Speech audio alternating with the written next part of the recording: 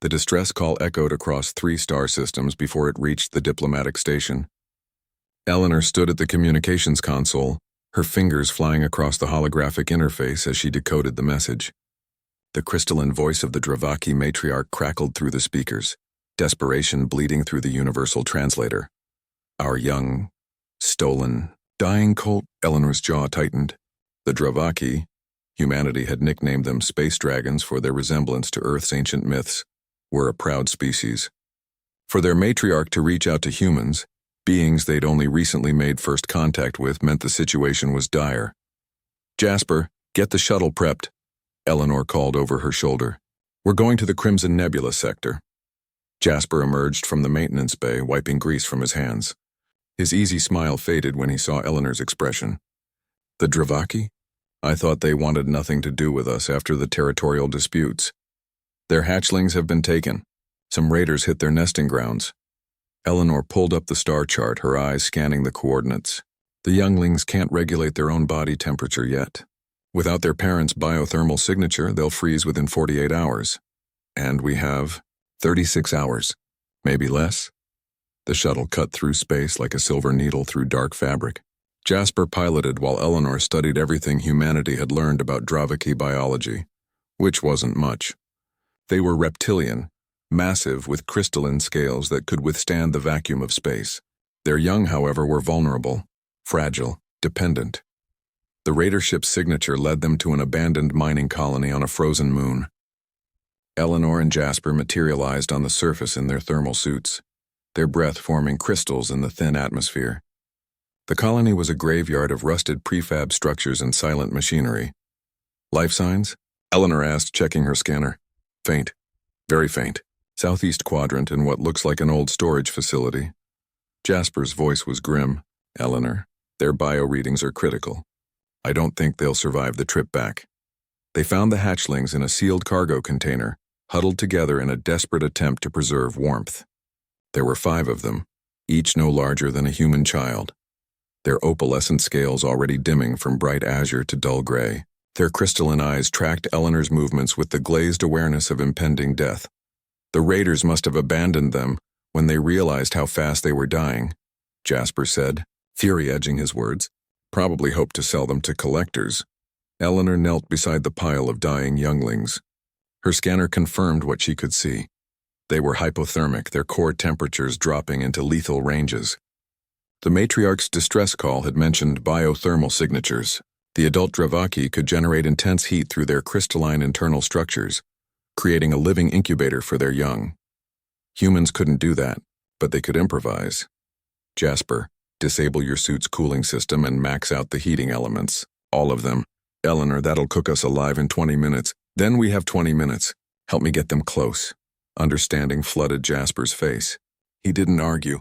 Together they reconfigured their suits, turning them into makeshift thermal generators. Eleanor gathered the hatchlings carefully. They were surprisingly light, their bodies designed for eventual flight, and pressed them against her chest and sides. Jasper did the same, creating a cocoon of human warmth around the dying children.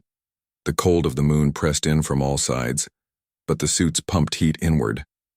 Eleanor felt the hatchlings stir against her, their small claws gripping her suit as they instinctively sought warmth. One made a sound, a crystalline chirp that reminded her of wind chimes. "Temperatures climbing," Jasper reported, sweat already beading on his forehead. "But so is ours. 15 minutes before we hit dangerous levels. The matriarch's ship is 12 minutes out. We can make it." They sat in that frozen storage facility, 2 humans slowly baking inside their own suits while alien children pressed against them, absorbing every calorie of heat they could provide. Eleanor felt one of the hatchlings, the smallest, nestle under her chin, its scales gradually brightening from gray to a soft pearl blue. "Why are we doing this?" Jasper asked, his voice tight with discomfort. "The Dravaki barely tolerate us.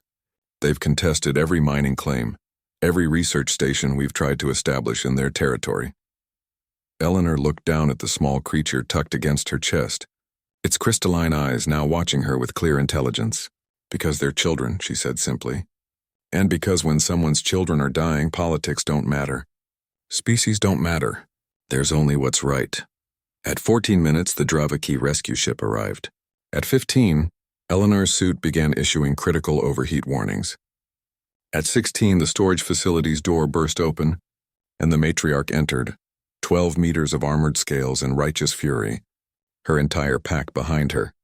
She froze when she saw the scene. 2 humans, their suits radiating dangerous levels of heat, cradling her children against their own bodies, willingly suffering to keep them alive. The matriarch approached slowly, and Eleanor carefully transferred the hatchlings to their mother's outstretched claws. Each youngling chirped and trilled, their scales now shimmering with health as they recognized their parent. The smallest one, Eleanor's favorite, looked back at her with what she could only interpret as gratitude.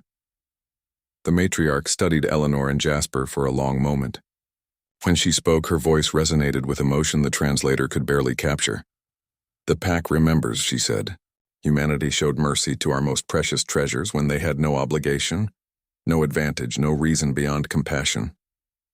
The Draviki will not forget this debt."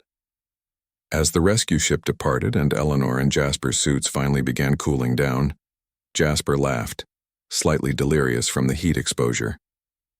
"We just made first real friends in this sector by being walking space heaters." Eleanor smiled, watching the Dravaki ship disappear into the stars. "That's humanity for you. We're not the strongest species. We're not the smartest or the longest lived, but we'll turn ourselves into furnaces if it means keeping someone's children alive."